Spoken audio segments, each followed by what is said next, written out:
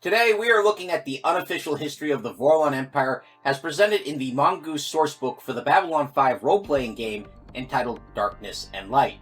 But first, hello! My name is Garvin and I read things and prattle on about them on the internet for your entertainment. Please be advised, there are going to be some spoilers here for the Babylon 5 television show. With that said, let's turn to. The story of the Vorlons actually starts with an even older race. The oldest race in the galaxy, in fact. They named themselves the Speakers because they were the only beings in the universe capable of understanding and communicating at the time they named themselves. The story of the Speakers starts with the first sapient being in the galaxy. His name was Lorien, and he was immortal, as were his kin. Lorien and his people slowly worked their way up from the Stone Age to spacecraft and then to reaching out to the galaxy, but they found no equals among the stars. For a long time, they were alone. In time, though, they did find younger races, and they worked to guide and protect these races, but they also tried to provide enough space to these races so that they would avoid smothering them. The Vorlons were one of those races, and they developed on a world close to the galactic core, and this was apparently far back enough that the core would have been dimmer and less energetic and inhospitable to, life. The Vorlons had achieved spaceflight, but not faster than light travel when the Speakers found them and invited them to galactic society. And at this point, the Vorlons were a flesh and blood species, not unlike the younger races of Babylon 5, for example, the Narn, the Minbari, and of course, humanity. While there were conflicts and disagreements, some of them rather violent, the Speakers would step in to keep any violence from getting out of hand, and through diplomacy and other means, managed to keep all the races on the level of at least agreeing to disagree. But everything changed when the Shadows attacked. This was over 4 million years ago, and the Shadows were an old race, perhaps the second oldest sapient race in the galaxy, and they did not care to share the galaxy with younger upstarts. So when they poked their head out of their home system, saw everything that was going on, they hid themselves and prepared. And when they were ready, they swept out upon galactic society and just began destroying everyone they could. Dozens of alien races were driven extinct. Entire worlds burned to ash and cinders. But the remaining races allied together and confronted the Shadows in the core, and in battle broke them. And then they started hunting the Shadows down, determined to do to them what they had done to so many others. It was only the intervention of Lorien and the Speakers, who had also led the fighting, that prevented the Shadows from being hunted to extinction. Lorien's stance was that what the Shadows had done was wrong and terrible, but wiping out the Shadows would not fix the mistakes they had made and would only increase the injury to the galaxy on the whole. So he argued that a policy of reform and forgiveness was better for everybody. Basically, he was the first guy to take a firm anti-genocide stance. Because of this anti-genocide stance, the Shadows would always feel deeply indebted to Lorien and his people, and they would submit to the Speakers' judgment and leadership, in effect becoming their servants. The Speakers brought them in as a part of the galactic community and sent them out to assist in the rebuilding. This helped soothe the feelings of anger and smooth over the resentment, although those feelings didn't entirely go away. The result, though, was a golden age for the galaxy, an unprecedented era of communication and cooperation and prosperity, until the Speakers started dying. At first, it was just that new members of the species were being born as mortal, as opposed to immortal. But the immortal members started disappearing, or dying from accident and disease until only a handful of speakers were left. Led by Lorien, they withdrew from the galaxy, trying to preserve their numbers and find a way to rebuild their society. And they settled far away from everybody else on a planet that would later be known as Zahadum. This shattered the galactic community, and some races left the galaxy behind entirely, becoming the first to pass beyond the rim. Other races imploded and wiped themselves out, and in some cases, without speaker diplomacy to keep things smoothed out, long-buried conflicts started exploding again.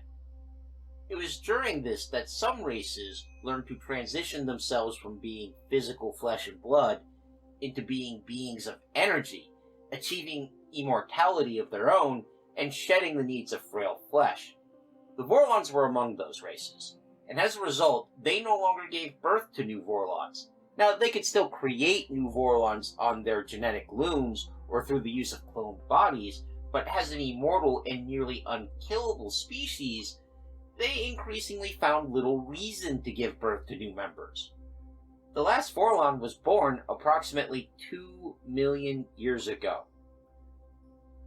For comparison's sake, our species is about 300,000 years old, as far as we know.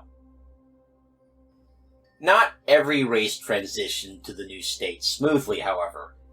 A race known as the Zuha also became energy beings, and upon achieving this, decided the right thing to do was to quietly wipe out all the races that hadn't developed the transition technology yet. They created machines that would send out psychic waves that pushed flesh and blood races into wiping themselves out, usually through massive self-inflicted violence.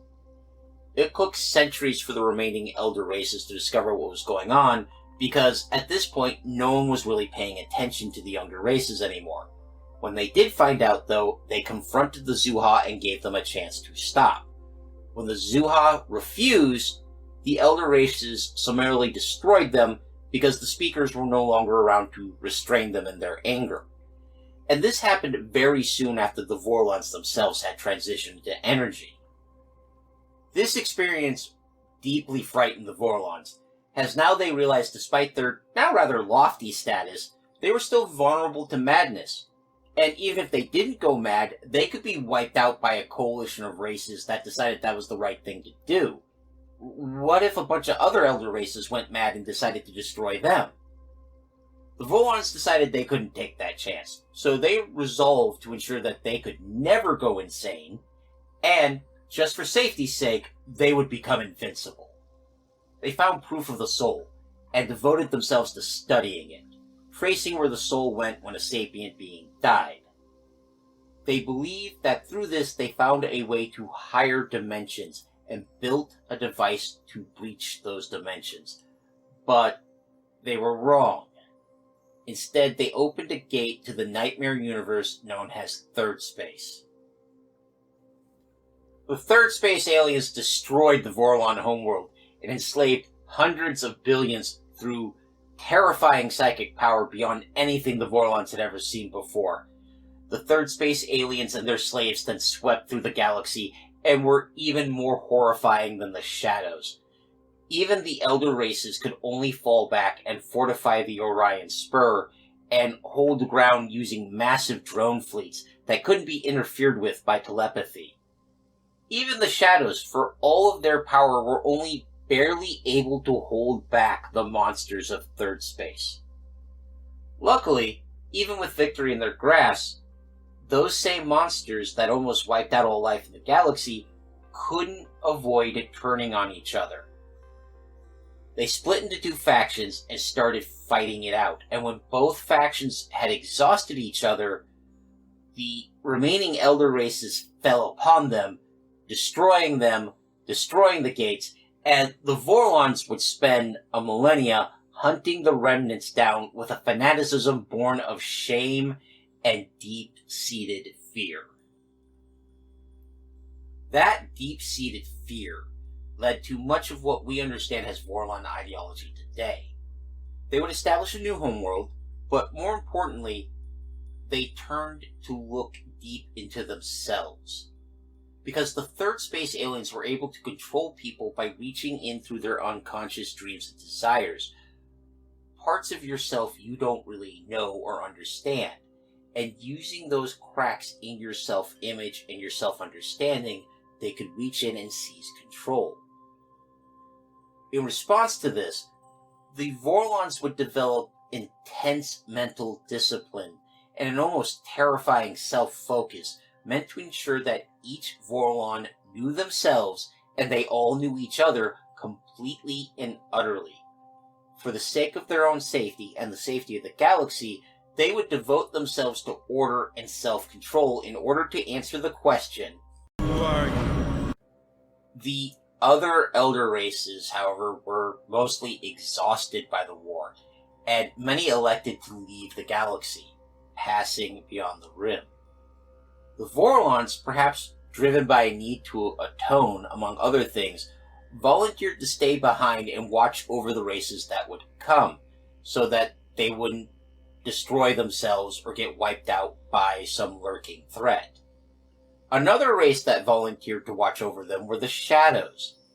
Some other races stayed behind, but this had nothing to do with the younger races, but because they had their own projects or experiments they were working on and they didn't want to leave just yet. So these races agreed that they would leave the younger races to the Vorlons and the Shadows. All of the elder races would dismantle their empires. The Vorlons would carefully shrink their empire down to a handful of planets. They would spend millennia or even longer repairing damaged worlds and encourage the growth of life and intelligence. But more importantly, all of them waited for the races to come. Sapiens first re-emerged in the Lesser Magellanic Cloud, a dwarf galaxy that's fairly close to the Milky Way. The Shadows realized this first and moved quickly. They arrived and they started working to cause violence, upheaval, and bloodshed with no breaks.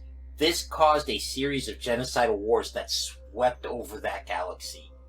The Vorlons found out, and they were as angered by the chaos and the fact that the Shadows had hid these younger races from the Vorlons as they were the slaughter itself.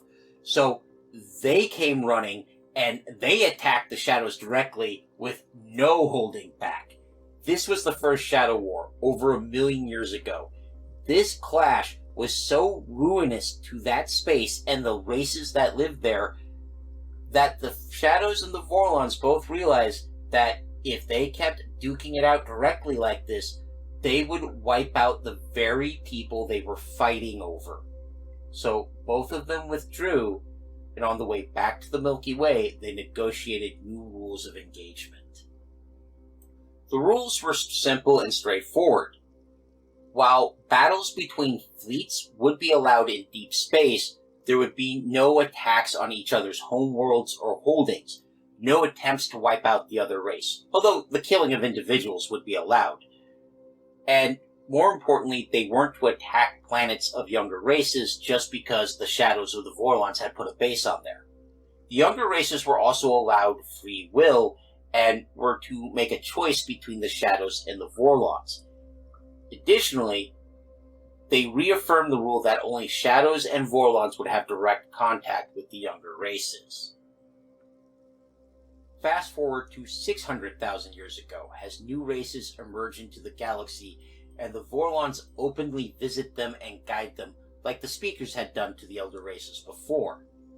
The Shadows began attacking to cause chaos, but the Vorlons weren't having any of this, and they deployed their fleets to defend their students, because remember, battles between fleets are acceptable. This was the second Shadow War, and it was much more limited as both sides stuck to those terms of engagements, but that did mean the Shadows were soundly thwarted, and this enraged the Shadows as they withdrew, and they decided they would not give up. They would just adapt their tactics. 700 years later, they returned, but instead of attacking, they started seducing members of the younger races, telling them that the Vorlons were holding them back and hiding things from them, that all the power in the universe could be theirs. They just had to reach out and take it from the Vorlons, and the Shadows would help them do it. These tactics worked. This was the Third Shadow War, and in this war, the Shadows led a coalition of races against the Vorlons to drive them from space. The Vorlons defended themselves, holding back as much as they could, but even then they did so much more damage than the Shadows had done in the Second War. But eventually, they were able to persuade some of the younger races to switch sides, and would even equip a fleet of the younger races' ships to attack Zahadum, forcing the Shadows out of the war. The Vorlons then withdrew from direct contact with the younger races because they came to the belief that this direct intervention into the younger races just made it easy for the Shadows to sabotage them.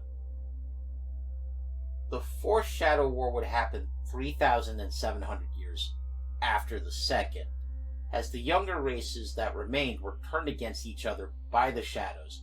One of those races were the Drakh, who invented a nanotech plague that ended up wiping out dozens of races. This level of genocide enraged the Vorlons, and as a response, they destroyed the Drakh homeworld. The Shadows saw this coming, though, so they adopted the Drakh, sheltering a large number of them, because they believed they had a use for such an inventive and adaptive species. The Fourth Shadow War caused a collapse of spacefaring civilization, which was acceptable to the Shadows, but regarded as a complete and utter failure by the Vorlons. So they resolved that they would not let this happen again. They would prevent another wave of Shadow genocide and preserve order in the galaxy. In secret, they reached out and engineered the newly developing races, ensuring that those races would perceive the Vorlons as divine, angelic beings, while also implanting the genetic code for telepathy in each race, since Shadow ships and Shadow soldiers were vulnerable to telepathy. They also created a great machine to aid in ensuring victory in the next war, and that war came. The first wave of the new younger races emerged about 1,000 years ago, and the Shadows promptly struck. Among the races that led that war were the Minbari, and they were led by Valen, a Minbari not born of Minbari, who showed up on a space station gifted to the Minbari by the Vorlons. The Vorlons and their younger allies managed a victory, but it wasn't a crushing or final one, and the Vorlons knew there was another confrontation coming. So they set forth prophecies and omens and created plans to ensure that they would win the next war, and more importantly, win for all time the argument with the Shadows. Meanwhile, the Shadows were defeated, but they saw it as a minor defeat, and they hid their strength and prepared for the next round of the conflict. Which brings us to Season 1 of Babylon 5. On that note, that's where we're ending this week's video. I hope you found this video informative or at least entertaining. If you did, please leave a like, a comment, or consider subscribing. All of these help me in my eternal battle against the Dread Lord Algorithm. Terror be on his name. I'd like to thank Big Steve, one of my biggest patron supporters and one of Babylon 5's biggest fans. I appreciate the support, big man, and I hope you enjoyed this video. If you would like to join my Everwise patrons for as little as $1 a month and vote on upcoming videos, there's a link in the description below. Next week, we're going to get back to looking at lost and mythical lands by looking at the Kingdom of Prester John. I hope you'll join me, but until then, look after yourselves, look after each other. Oh, hi Kosh, how you doing? Intolerable.